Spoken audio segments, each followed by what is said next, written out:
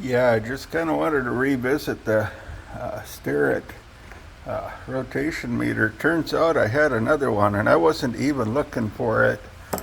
But yeah, I in the comments, he didn't really go by a name. He had a Bueno and then a number, and he said that his father and a neighbor friend had used them to try and get the RPMs right on the pulley when they were running the threshing machines, the separators. You can see this one's a little older, a little worse shape. It's it's and it's missing the come on, there we go. It's missing the rubber tip. I'm sure that a guy could cobble something.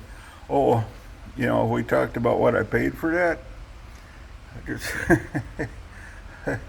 I don't know who Cage JT is. $2. That's what I paid.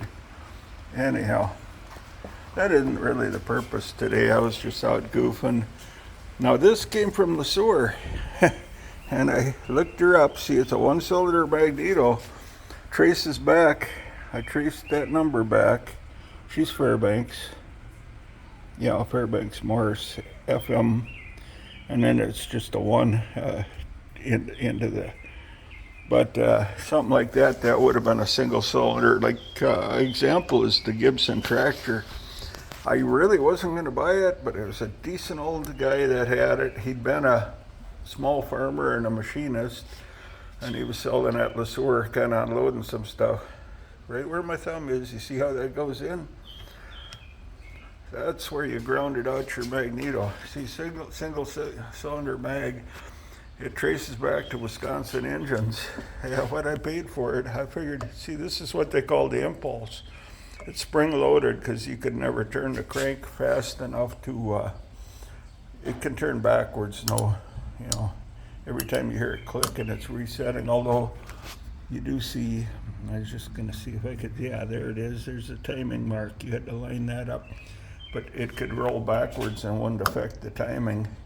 See, this is spring-loaded, spring tension, because you could never turn an engine over fast enough by hand.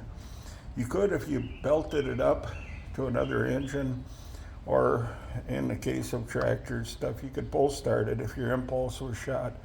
See, she's under spring tension right now. In a second, she's going to click. I'm coming up hard right there. See, when she snapped, that spun the impulse over, or that spun the mag over to fast enough to make the 32 volts necessary to start them.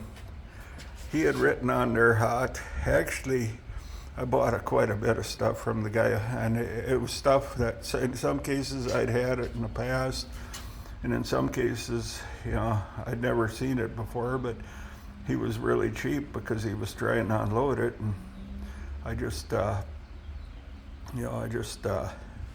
of, I pulled my trigger. I thought it was kind of neat though, but I do like that. Whatever engine this was on, you reached in and grounded her here. You punched her in and grounded her, shut her off, or you could run a ground wire off here.